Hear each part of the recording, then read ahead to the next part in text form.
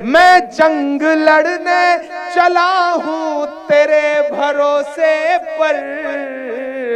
Bulldozer खड़े हैं आपके घरों को ढहाने के लिए। ये भाजपा वाले ऐसे हैं कि अभी इंदौर में इनका जहरीला पानी पीने की वजह से दर्जनों लोग मर गए। बहुत बुलंद फजा में तेरी पतंग सही, मुझे पता है मगर डोर किसके हाथ में है। कि मुझे महाज बनाना है जालिमों के खिलाफ, मेरे खुदा मेरी आवाज में असर देना। नरेंद्र मोदी जिसको सर्टिफिकेट देंगे वो हिंदू के दायरे में सिमट के आएगा, हर रवायत से हट के आएगा। आंधियों को जरा खबर कर दो, आंधियों को जरा खबर कर दो, शेर वापस पलट के आएगा। इमरान प्रतापगढ़ी साहब के लिए तालियों की गूंज में उनका इस्तकबाल किया जाए।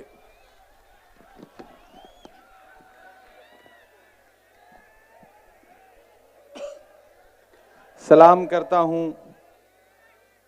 अकोला की इस तारीखी सरजमीन को और शुक्रिया अदा करता हूं अकोला की जिंदा दिल अवाम का कि आपने असेंबली के इंतखाबात में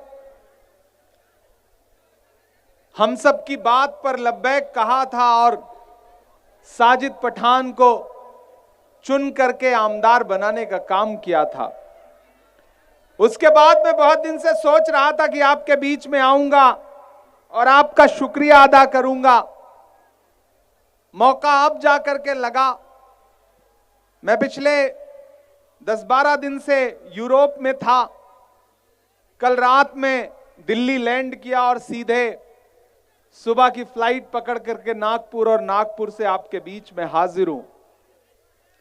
अकोला वालों, आपसे मेरा एक रूहानी रिश्ता है और उस रिश्ते की बुनियाद पर आपके बीच में खड़ा हूं।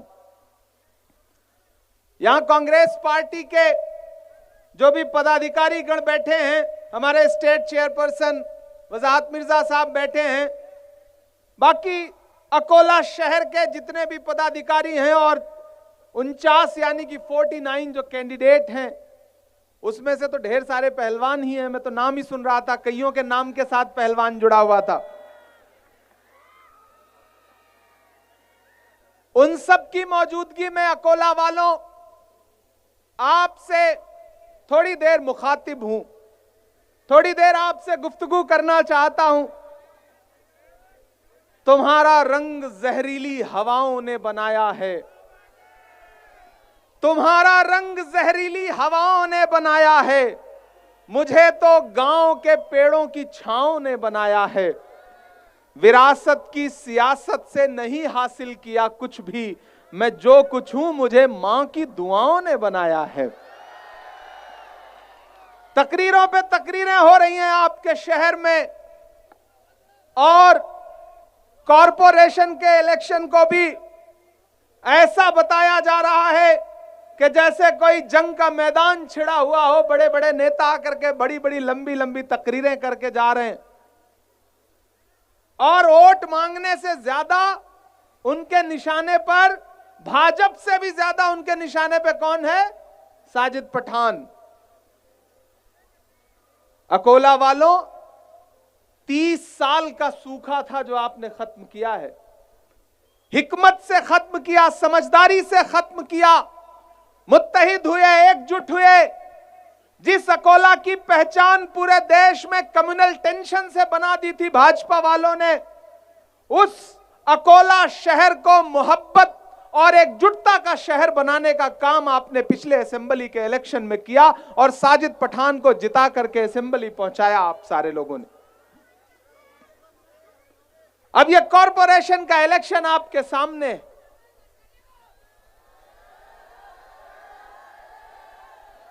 रोशनी आपकी तरफ चली गई है। चूंकि आपकी फोटो खींचनी है इसलिए इन्होंने कहा, हमने ही कहा था कि उजाला उस तरफ कर दीजिए। ताकि लोगों की तस्वीरें अच्छी आ सकें, खूबसूरत आ सकें। ये जो अकोला के जिंदा दिल नौजवान बैठे हैं, इनके चमकते हुए चेहरे नजर आना चाहिए, इनकी आंखों की चमक नजर आनी चाहिए। क्योंकि मैं अक्सर एक बात कहता हूं कि इस तरफ स्टेज लगा है 4 फीट ऊंचे, 4.5 फीट ऊंचे, और उस तरफ 4 फीट नीचे इस शहर की आवाम बैठी है। तो मैं स्टेज पे बैठे हुए नेताओं से, अपने आमदार से, अपने लोगों से, अपने पार्टी के लोगों से भी यह कहना चाहता हूं कि ये हैं तो हमारा आपका वजूद है, ये ना हो तो हम आप कुछ भी नहीं है। ये भले ही 4 फीट नीचे बैठे हैं, लेकिन ये ज्यादा वजनदार लोग हैं, क्योंकि जैसे तराजू में 2 पलड़े होते हैं, वैसे ये स्टेज है और ये सामने बैठे हुए लोग हैं। भले ही ये नीचे हैं और आप ऊपर हो, इसका मतलब ये नहीं कि आप अहम हो। ये नीचे हैं, ये ज्यादा वजनदार हैं, क्योंकि तराजू का वही पलड़ा झुका हुआ होता है जिसमें वजन ज्यादा होता है। आप ज्यादा वजनदार लोग हैं। मैंने इसलिए कहा कि एक रोशनी इस तरफ रहने दीजिए और एक रोशनी इस तरफ कर दीजिए, ताकि अकोला के वो चमकदार चेहरे, नौजवानों के चेहरे नजर आने चाहिए। और नौजवान साथियों, ये आपकी ही ताकत थी कि आपने इस शहर से भाजपा की नफरत के खिलाफ एकजुटता दिखाया और साजिद पठान को चुन करके असेंबली में पहुंचाया। आज आपके बीच में महानगर पालिका का इलेक्शन है। मैंने सुना है कि भाजपा ने आप पर हाउस टैक्स ऐसे थोप रखा है, ऐसे थोप रखा है कि इतना तो अंग्रेज भी टैक्स नहीं वसूलते थे। पानी इस शहर में बड़ी मुश्किलों से आता है। मैंने सुना है 2-2, 3-3 दिन में 2-2, 3-3 घंटे के लिए आता है। आता है कि नहीं आता है? पानी की मुश्किलें हैं कि नहीं? ये भाजपा वाले ऐसे हैं कि अभी इंदौर में इनका जहरीला पानी पीने की वजह से दर्जनों लोग मर गए। इनकी कप सिरप पी करके लोग मर रहे हैं। इनको आवाम से कोई मतलब नहीं है, इन्हें सिर्फ इक्तदार से मतलब है। ऐसे में कांग्रेस पार्टी ने, साजिद पठान ने एक अच्छी टीम बनाई है। 49 कैंडिडेट जो आपके बीच में यहां स्टेज पर बैठे हैं, सारे मजबूत साथी हैं। और अगर आप एकजुट हो गए तो आने वाले दिनों में अकोला का मेयर कांग्रेस पार्टी का होगा। इससे कोई भी ताकत रोक नहीं पाएगी। बस आप एकजुट हो जाएंगे साथियों, तो इंशाअल्लाह ऐसा होगा। मैं जब आया था असेंबली के इलेक्शन में, तो मैंने साजिद पठान के लिए कहा था कि ये जो लकड़ी का पुल है ये बनेगा, इधर साजिद पठान आमदार बनेंगे और उसके बाद सरकार बनेगी तो हम लड़ करके लक्कड़ का पुल लाने का काम करेंगे। मैं साजिद पठान को मुबारकबाद दूंगा। मुझे भी कई साथियों ने वो वीडियो भेजा, तंज में कहा कि आ रहे हैं तो उसी पुल पर चढ़ के आइएगा। बड़े मजे मजे के तंज भी करते हैं तो हंसी भी आती है। मैंने कहा कोई बात नहीं, किसी का जलवे रंगी तखय्युलात में है, चराग बन के कोई जिंदगी की रात में है। बहुत बुलंद फजा में तेरी पतंग सही, मुझे पता है मगर डोर किसके हाथ में है। पता है ना किसके हाथ में है? अकोट बहुत ज्यादा दूर तो नहीं है ना, यहीं से तो वाली खबर निकल करके आई है कि पतंग कोई और उड़ा रहा है।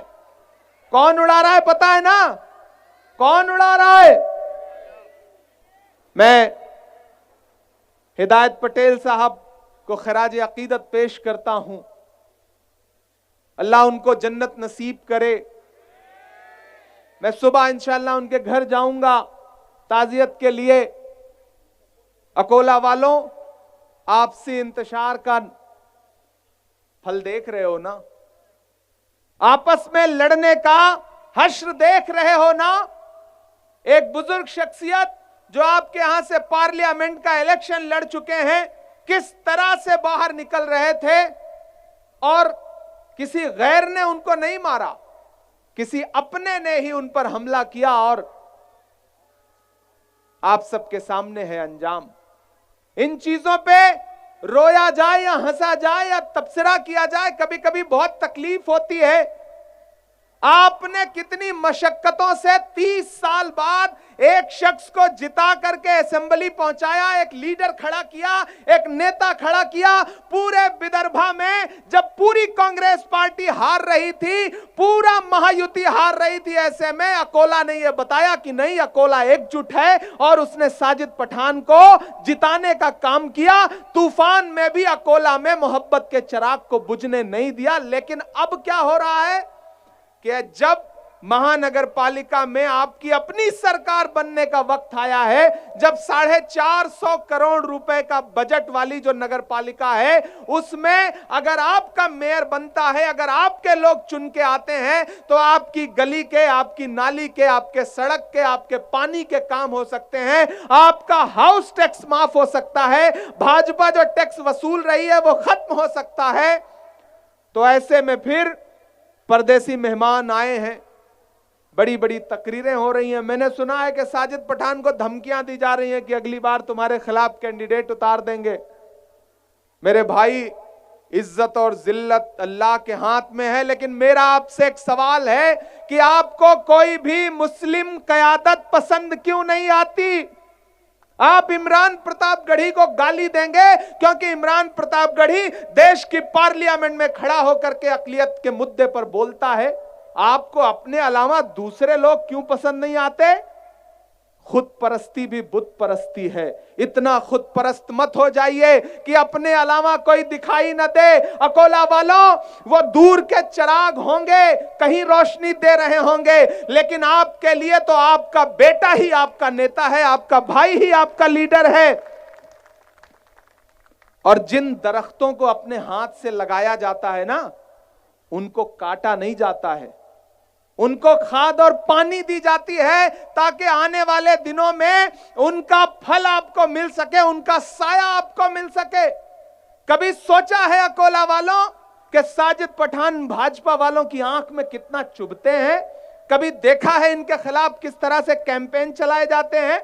मुझे याद है मैं इसी ग्राउंड में आया था और किस तरह के वीडियो साजिद पठान के खिलाफ बना करके भाजपा का आईटी सेल पूरे देश के सामने रखता था। लेकिन सलाम है यहां की गंगा जमुनी तहजीब को, सलाम है इस शहर के हिंदू, मुसलमान, सिख, ईसाई सभी मजहब के लोगों को कि आपने भाजपा की नफरत की राजनीति को नकारा और साजिद पठान को मुसलमान और हिंदू, सिख, ईसाई, दलित भाई सबने मिलकर वोट देने का काम किया। और मैं सैल्यूट करूंगा साजिद पठान को कि साजिद पठान जीतने के बाद सिर्फ मुसलमान के आमदार नहीं है, इस शहर के एक एक बाशिंदे के आमदार हैं और उसका हक भी अदा कर रहे हैं। मैंने सुना है कि मिल्लत के नकीब साहब आके कह रहे थे कि साजिद पठान तो मंदिर के लिए फंड मांग रहे हैं। ये बोले ना, अकोला वालों जरा गूगल कर लेना, आपका एमएलए हैदराबाद में महाकाली मंदिर के लिए बजट मांगे 20 करोड़ का तो वो बहुत बड़ा अच्छा नेता है, और हमारा आमदार हिंदू मुसलमान सबके लिए बजट मांगे तो वो खराब हो गया। आप सर्टिफिकेट देंगे कि शिर्क क्या होता है, फतवा क्या होता है, आप सर्टिफिकेट देंगे। नरेंद्र मोदी जिसको सर्टिफिकेट देंगे वो हिंदू, ये जिसको सर्टिफिकेट देंगे वो मुसलमान। ये कौन सी सियासत कर रहे हैं आप? ये कौन सा नजारा देश के सामने पेश कर रहे हैं आप आकर के धमकी देते हैं? क्यों? क्योंकि आपको साजिद पठान चुभ रहे हैं आंख में। एक इंसान जो आपसी इत्तेहाद की वजह से जीत गया, आप आकर के इस शहर में कहते हैं कि अगली बार कैंडिडेट उतारेंगे तुम्हारे खिलाफ। क्यों?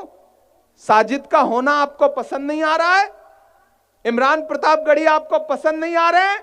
आप अपनी तकरीरों में कहते हैं कि अखिलेश यादव की अगली बार सरकार नहीं बनने देंगे, तो क्या भाजपा की सरकार बनवाने का प्लान लेके घूम रहे हैं?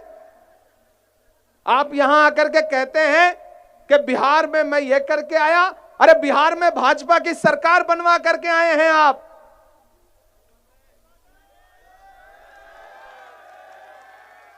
आप तकरीरों में बड़ी बड़ी बातें कर लीजिए, लेकिन सच यही है, और सच थोड़ा सा कड़वा होता है कि 2014 से जब से कयादत का नारा लगाया गया, जब से कयादत खड़ी करने का नारा लगाया गया अकोला वालों, तब से इस मुल्क के क्या हालात हैं आपकी आंखों के सामने।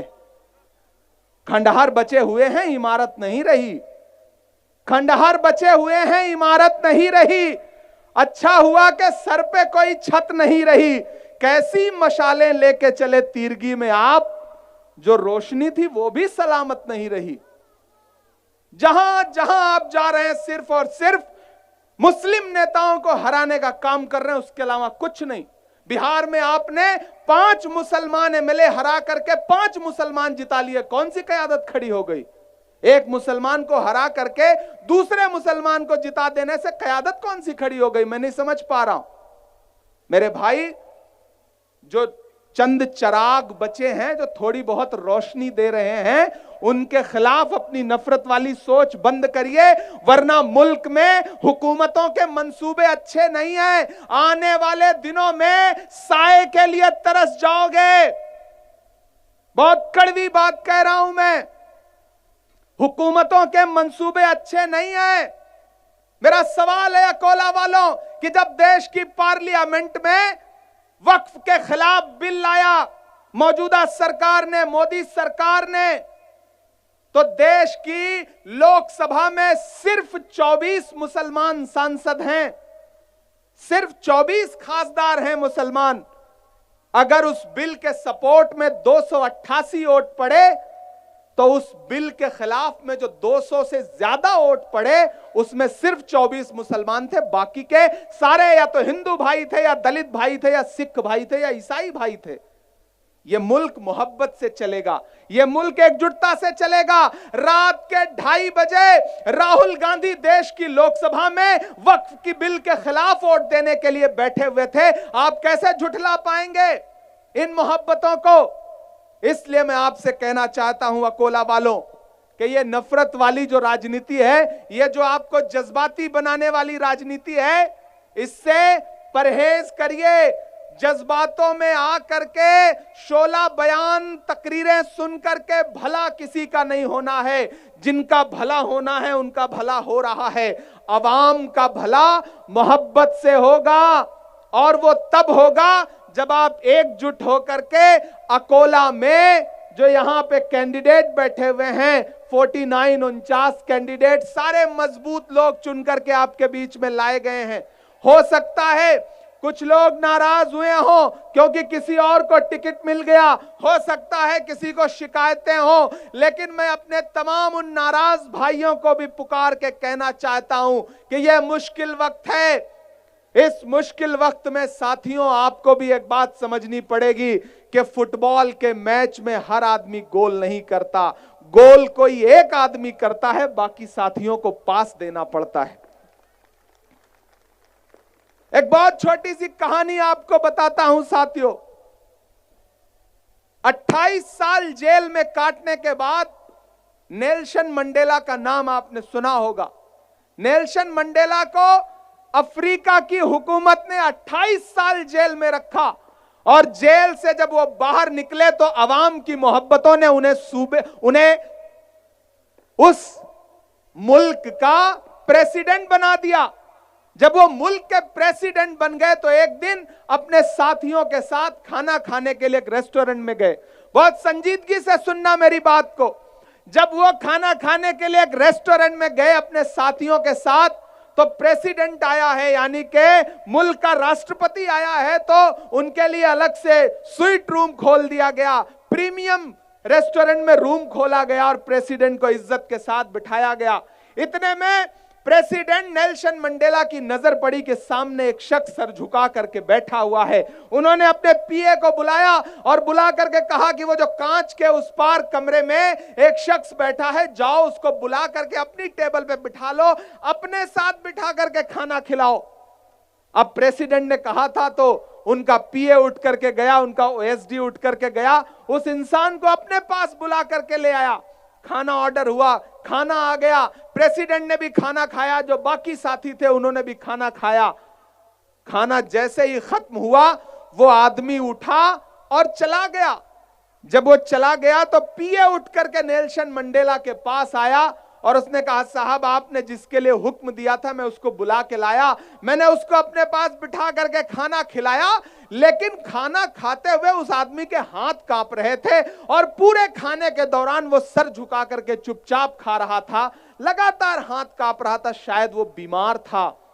नेल्सन मंडेला के जवाब पे आपकी धड़कनें रुकेंगी अकोला वालों। नेल्सन मंडेला ने कहा कि मैं उस इंसान को जानता हूं, वो बीमार नहीं था, मैं 28 साल जिस जेल में कैद था वो उस जेल का जेलर था। जब मैं पानी मांगता था ये मेरी पिटाई करता था, मुझे टॉर्चर करता था, जब मैं पानी मांगता था तो ये मेरे चेहरे पर पेशाब करता था।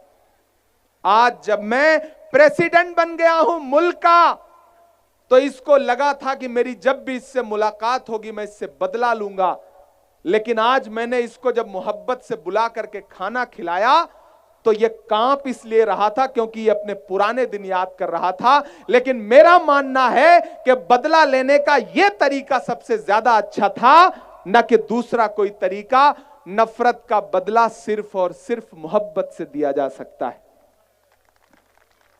अकोला वालों, ये नफरत की जितनी भी बातें चाहे भाजपा करे या भाजपा के कोई भी दोस्त करें, आपको किसी झांसे में नहीं आना है। आपने एक आमदार जिताया है, इस आमदार को और मजबूती देने के लिए आपको यहां अपने जो नगर सेवक के उम्मीदवार हैं उनको जिताना पड़ेगा और मेयर आपका अपना बनाना पड़ेगा। यहां महानगर पालिका में अकोला में आपको अपनी सरकार बनानी पड़ेगी, तब जाकर के आपके छोटे छोटे जो काम हैं वो हो सकेंगे। ये पुल का काम सैंक्शन हो चुका है, आखिरी फाइल बाकी है। तो मुझे जिन साथियों ने मैसेज किए या जिन साथियों ने साजिद पठान से कहा कि इमरान प्रतापगढ़ी ने जो वादा किया था वो वादा कहां है, तो मैं उनसे कहना चाहता हूं कि मेरे भाई अभी साल भर भी नहीं गुजरे हैं, वो पुल का काम फाइलों पर लगभग हो चुका है। इंशाअल्लाह ये इलेक्शन खत्म होगा कॉरपोरेशन का, उसके बाद फाइनल सैंक्शन होकर के वो काम भी शुरू हो जाएगा। हमारा वादा नरेंद्र मोदी जी के जुमले की तरह नहीं है, हमारा वादा जो है वो सच्चा वादा है। अफसोस यह है कि महाराष्ट्र में हमारी सरकार नहीं बनी, सरकार बनी होती तो हमें सैंक्शन कराने के लिए इतने दफ्तरों के चक्कर नहीं काटने पड़ते। साजिद पठान को जाकर के मंत्रियों के सामने चरौरी मिन्नत नहीं करनी पड़ती, बल्कि मिनिस्टर आकर के आपका काम यहां ऐलान करके जाते। लेकिन अफसोस कि सरकार नहीं बनी। लेकिन क्या हुआ, आपका आमदार कमजोर नहीं है, आपका आमदार बहादुर है। मैं तो साजिद पठान को 2013 से जानता हूं, जब मैं पहली बार इस शहर में मुशायरे में आया था। 2013 था ना, जब मैं टीपू सुल्तान रहमतुल्लाह अलैह की याद में होने वाले मुशायरे में आया था। याद है वो स्टेडियम में था, कहां था वो? वहीं मैंने कहा था ना, अकोला की शान जिंदाबाद, क्योंकि मैंने उस दिन पहचाना था और मैंने ये सोचा था कि ये आदमी एक दिन अकोला का एमएलए बनेगा, इसमें कोई दो राय नहीं है। और मैंने जो सोचा था अल्लाह ने उस ख्वाब को पूरा करवाया। इसलिए मैं अकोला की आवाम का शुक्रिया अदा करता हूं। ये कितनी भी नफरत वाली बातें करें, कोई भी आपके बीच में आए, आपको पैसों से खरीदना चाहे, आपको जज्बाती बातों से खरीदना चाहे, उससे कह देना कि सियासत है, अदावत है, परिंदा है, शिकारी है। सियासत है, अदावत है, परिंदा है, शिकारी है, मगर इन सारी चीजों पर मोहब्बत अब भी भारी है। आप साजिद पठान से जो मोहब्बत करते हैं, और मैं ये भी आपसे कह दूं, मैंने पिछली बार भी कहा था कि ये जो नगर सेवक जीत के आएंगे ये तन्हा नहीं रहेंगे। सरकार भले ही मुंबई में भाजपा की है, दिल्ली में भाजपा की है, लेकिन ये यहां महानगर पालिका में आपके लिए लड़ेंगे। साजिद पठान अगर इनकी आवाज को दबाया जाएगा तो ये मुंबई की असेंबली में आपके मुद्दे उठाएंगे, और अगर उसको भी दबाने की कोशिश की जाएगी तो आपका ये भाई देश की सबसे बड़ी पार्लियामेंट में, राज्यसभा में बैठा है। इंशाअल्लाह आपकी आवाज दबने नहीं दी जाएगी। और ये जितने नगर सेवक हैं, ये यतीम नहीं रहेंगे। इनके बाईं तरफ आपका आमदार खड़ा होगा तो दाईं तरफ आपका खासदार खड़ा होगा। मैं आपका खासदार हूं, आपके यहां से नहीं बल्कि पूरे महाराष्ट्र का खासदार हूं। मेरी खुशनसीबी यह है कि खुदा ने जब मुझे देश की पार्लियामेंट में पहुंचाया तो किसी और सूबे से नहीं बल्कि महाराष्ट्र से पहुंचाया। मैं खुशनसीब हूं अकोला वालों, क्योंकि आपने मेरे लिए किन्हीं मासूम लम्हों में दुआएं की होंगी। शायद इसलिए अल्लाह ने मुझे इतनी ताकत दी। अब तो मैं खड़ा होकर के पूरे मुल्क में कहता हूं कि मेरे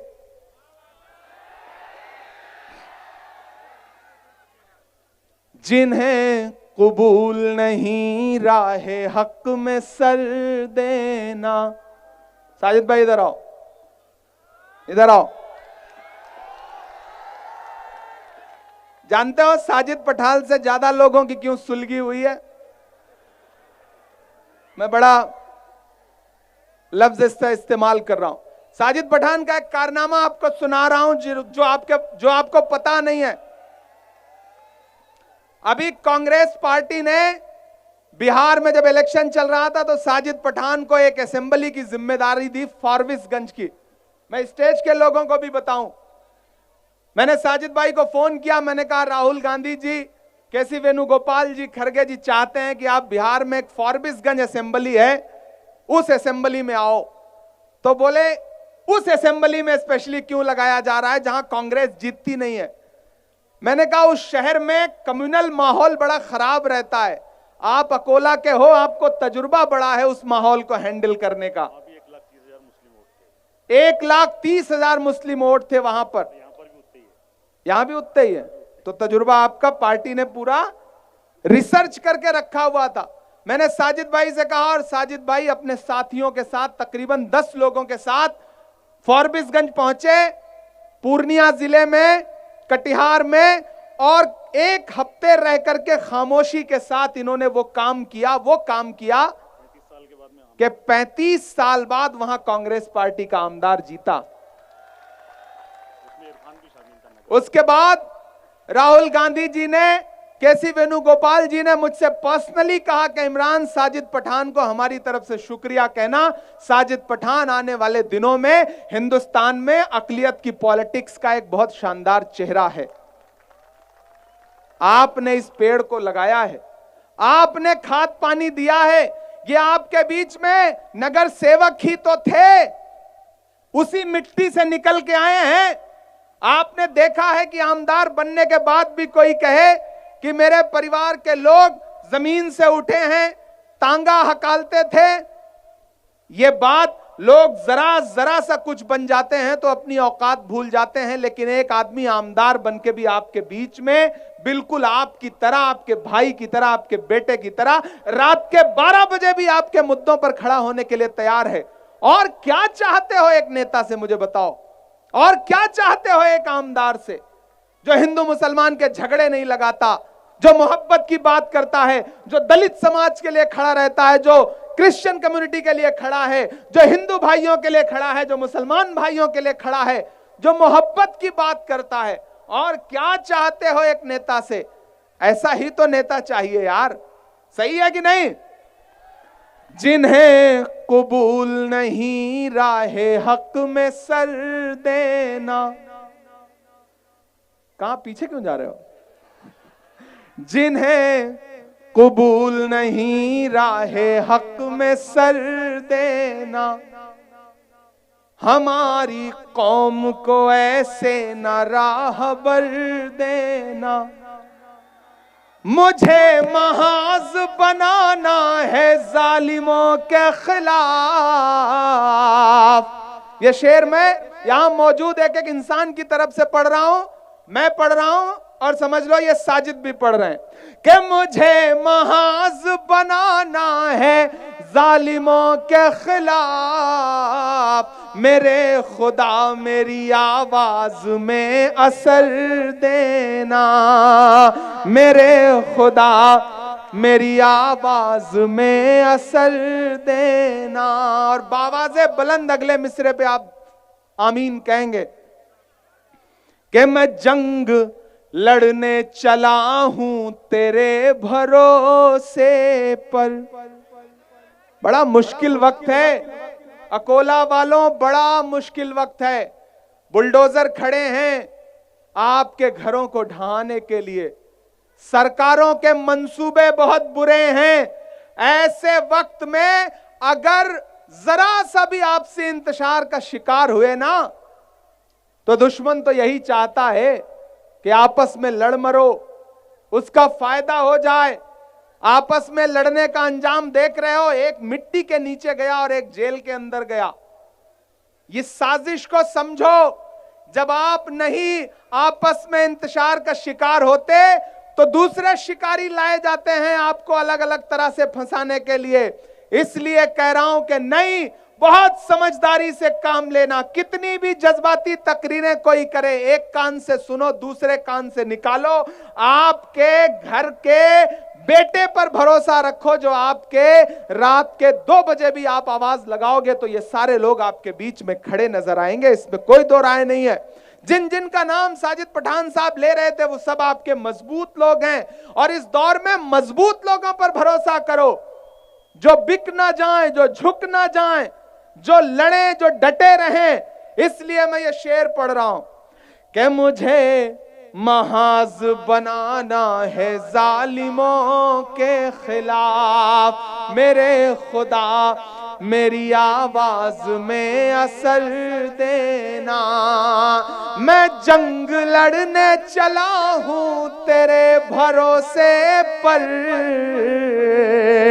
मैं जंग लड़ने चला हूं तेरे भरोसे पर। तू अपना जोर मेरे बाजुओं में भर देना, तू अपना जोर मेरे बाजुओं में भर देना। मैंने कहा ना, वक्त मुश्किल है, बहुत मुश्किल वक्त है। इसलिए अपने नेताओं को, अपने घर के अपने चिरागों को और उनकी रोशनी को बुलंद करने के बारे में सोचो, उनके बुझाने के बारे में मत सोचो। जेएनयू में मेरे एक प्रोफेसर दोस्त हैं, वो मुझे एक दिन उन्होंने एक बहुत बड़ी बात कही। उन्होंने कहा, इमरान साहब आपकी कौम में और बाकी समाजों में जानते हैं फर्क क्या है? बड़ी कड़वी बात है, लेकिन इसको अपने मोबाइल में रिकॉर्ड करके ले जाना और कल सुनना। उन्होंने कहा कि इमरान साहब आपके और बाकी समाजों के बीच में जानते हैं क्या फर्क है? हमने कहा बताइए। उन्होंने कहा बाकी समाज नेता पैदा करते हैं, अपने बीच में लीडर पैदा करते हैं और बाद में नेता के हिसाब से चलते हैं। आपका समाज लीडर पैदा करता है और फिर चाहता है कि लीडर उसके हिसाब से चले, और जब वो नहीं चलता तो पहले दिन से ये प्लान करते हैं कि अच्छा बेटा इस बार जीत गए हो, अगली बार तुमको देख लेंगे। हम अपने लोगों को गिराने के लिए जो काम करते हैं, दूसरा कोई ऐसा समाज नहीं है। इसलिए मैं आप सबसे गुजारिश करूंगा, पूरे अकोला की माओ बहनों से गुजारिश करूंगा, जो जो काम इन्होंने आपको गिनाया है, 1 साल में विपक्ष में, अपोजिशन में रह करके कोई भी आमदार इतना काम नहीं कर सकता है जितना काम साजिद पठान ने किया है। मैं साजिद पठान के लिए आपसे चाहूंगा कि एक बार जोरदार ताली बजा करके इस इंसान की हिम्मत का साथ दीजिए, इस इंसान की तारीफ कीजिए। यह एक चिराग कई आंधियों पे भारी है, यह एक चिराग कई आंधियों पे भारी है, इसे बचाना समंदर की जिम्मेदारी है। अकोला वालों, ये आपकी जिम्मेदारी है कि इस इंसान को और ताकत दीजिए और मजबूत करिए। अगर आपने इस इंसान को कमजोर किया, अगर आपने इस इलेक्शन में साजिद पठान को कमजोर किया, तो फिर साजिद पठान जो आपके लिए करना चाहते हैं वो कर नहीं पाएंगे। इसलिए मेरी गुजारिश है साथियों कि 30 सालों बाद जो सूखा आपने खत्म किया, जो चिराग रोशन किया, उसकी रोशनी को और बुलंद करिए। मैं आपसे आखिर में एक नज्म आपको नहीं सुनाऊंगा तो आप नाराज हो जाएंगे, मुझे पता है। मुझे बहुत सारे साथियों का हुक्म है कि एक नज्म सुना दीजिएगा कि कहां सोया है चौकीदार, आप पिछले 2 घंटे से बैठे हैं, थक तो नहीं गए हैं? अगले जो 10 मिनट बाकी है मैं कोशिश करता हूं कि आपको उस माहौल में लेके आने का काम करूं। और साजिद भाई मैं वादा करता हूं, मैंने पिछली बार भी कहा था कि मेरी निधि पर पूरे महाराष्ट्र में सबसे पहला हक अकोला के लोगों का है। आपको जब भी जरूरत पड़ेगी तब आप मुझे हुक्म दे दीजिएगा, इंशाल्लाह मैं यहां के लोगों के लिए हमेशा आपके लिए खड़ा मिलूंगा। मैंने अभी यहां के उर्दू स्कूलों को डिजिटलाइज करने के लिए पहले से ही निधि दी है। आगे भी जब जरूरत पड़ेगी इस इलाके के लोगों के लिए तो मैं निधि देने के लिए तैयार खड़ा मिलूंगा, ये आपको भरोसा दिलाता हूं। कि कहां सोया है चौकीदार, कहां सोया है चौकीदार, विजय माल्या नाक के नीचे से हो गया फरार। कहां सोया है चौकीदार, कहां सोया है चौकीदार। साजिद मेरे भाई, ये कोई भी आ जाए, कोई भी चूरन बांट के चले जाएं, लेकिन ये अकोला के लोग हैं और ये खास तौर से जो नौजवान खड़े हैं, जिस ओर जवानी चलती है उस ओर जमाना चलता है। इन्हीं नौजवानों ने आपको आमदार बनाया और यही नौजवान आने वाले दिनों में अकोला में महानगर पालिका में आपकी सरकार भी बनाने का काम करेंगे, मेयर भी बनाने का काम करेंगे, क्योंकि ये नौजवान आपके साथ है। अकोला का नौजवान बहुत जिंदा दिल है, मैं इसकी जिंदा दिली को सलाम करता हूं। कि चाय बेचने वाला पूरा भारत बेच रहा है, बेच रहा है कि नहीं बेच रहा है? कि चाय बेचने वाला पूरा भारत बेच रहा है, इसी काम में हासिल उसे महारत बेच रहा है। कि रेल बिक गई, तेल बिक गया, बिका हवाई अड्डा, बिका कि नहीं बिका? कि रेल बिक गई, तेल बिक गया, बिका हवाई अड्डा, सब कुछ बिकता देख के खुश हैं अपने जेपी नड्डा। कि जनता महंगाई की मारी करती है हाहाकार, कहां सोया है चौकीदार, कहां सोया है चौकीदार। ये भाजपा के लोग हो या कोई भी लोग हो जो हमें हराने का ख्वाब देखते हैं, मैं तो उनसे कहना चाहता हूं कि गमों की आंच में भी मुस्कुरा कर चलना पड़ता है। ये दुनिया है, यहां चेहरा सजा कर चलना पड़ता है। तुम्हारा कद मेरे कद से बहुत ऊंचा सही, लेकिन चढ़ाई पर कमर सबको झुका कर चलना पड़ता है। आपकी हुकूमत है फडणवीस साहब, तो इसका यह मतलब नहीं कि आप जोर जबरदस्ती और साजिश करके अकोला को जीत लेंगे। ये अकोला की आवाम है, ये साजिद पठान से, कांग्रेस से और ये जो हमारे नगर सेवक के कैंडिडेट हैं इनसे मोहब्बत करती है। कोई भी सरकारी साजिश अकोला को हरा नहीं सकती है। मैं अपने तमाम साथियों से, कैंडिडेट से कहूंगा कि जहां हैं वहां खड़े हो जाएं, ताकि पूरे अकोला के लोग उन्हें देख सकें। आप लोग थोड़ा सा पीछे हो जाएं। साजिद भाई आप इधर आओ, साजिद भाई आप इधर आओ।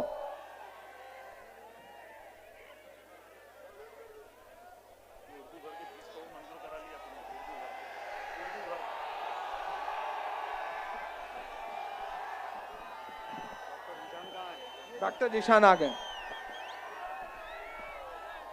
पहली बात तो यह बताओ कि चुन चुन करके मजबूत कैंडिडेट उतारे गए हैं कि नहीं? मजबूत लोग हैं ना? आपके लिए लड़ेंगे ना? आपके मुद्दों पर खड़े रहेंगे ना? ये तभी होगा जो आप इनको जिता करके नगर सेवक बनाने का काम करेंगे, यहां कांग्रेस पार्टी का मेयर बनाने का काम करेंगे। जिताएंगे ना? हाथ उठा के बताओ, जिताओगे ना? अपने मोबाइल के फ्लैश ऑन करो ताकि मैं आखिरी 4 लाइनें आपको सुनाऊं। मोबाइल में फ्लैश है ना? रोशनी है ना? इतनी रोशनी कर दो कि नफरत का अंधेरा अकोला से खत्म हो जाए। अकोला वालों, बैटरी चार्ज है ना? फुल चार्ज है ना? किसी की नफरत की तकरीर के झांसे में नहीं आना है। कोई भी आए तो उससे कह देना कि दायरे में सिमट के आएगा। उधर जो पीछे लोग खड़े हैं मैं उनको भी शामिल कर रहा हूं कि दायरे में सिमट के आएगा। ये लाइट इस तरफ कर दो, इस लाइट को घुमा दो थोड़ा सा, ये वाली लाइट घुमाओ, तब रोशनी दिखाई पड़ेगी। ऐसे ही घुमा दो ना, ऐसे ही घुमा दो। अभी घबराओ मत, 4 मिनट बाकी है। हमको 15 मिनट की जरूरत नहीं पड़ती, हम लोग 4 मिनट में मोहब्बत की बात कर लेते हैं कि दायरे में सिमट के आएगा। जब इसको कर लोगे तो वो ज्यादा नजर आएंगे, उनकी रोशनी ज्यादा नजर आएगी कि दायरे में सिमट के आएगा, हर रवायत से हट के आएगा। आंधियों को जरा खबर कर दो, आंधियों को जरा खबर कर दो, शेर वापस पलट के आएगा, शेर वापस पलट के आएगा। अकोला वालों, 15 तारीख को अपना एक एक वोट लेकर के निकलना है और अपना एक एक वोट हाथ के पंजे के सामने वाला बटन दबा करके कांग्रेस पार्टी के जो नगर सेवक के कैंडिडेट हैं इन्हें जिता करके नगर सेवक बना करके अकोला में कांग्रेस की सरकार बनाने का काम करना है। साजिद पठान को मजबूत करना है, इमरान प्रतापगढ़ी को मजबूत करना है। इंशाअल्लाह एक तरफ आपका आमदार खड़ा होगा और एक तरफ आपका खासदार खड़ा होगा, बीच में आपके नगर सेवक खड़े होंगे। ये नफरत की साजिशें अकोला में नहीं चलने दी जाएंगे इंशाअल्लाह ताला। बहुत शुक्रिया, बहुत मोहब्बतें, वक्त की पाबंदियां हैं। इंशाअल्लाह जैसे ही यहाँ पे हमारा मेयर बनेगा, हमारे नगर सेवक जीत के आएंगे, फिर आपके बीच में आऊंगा और आपके इलाके में तालीम पर और ये जो पुल का काम है उसका पत्थर रखने का काम भी हम सारे लोग करेंगे, ये आपको भरोसा दिलाते हैं। बहुत शुक्रिया।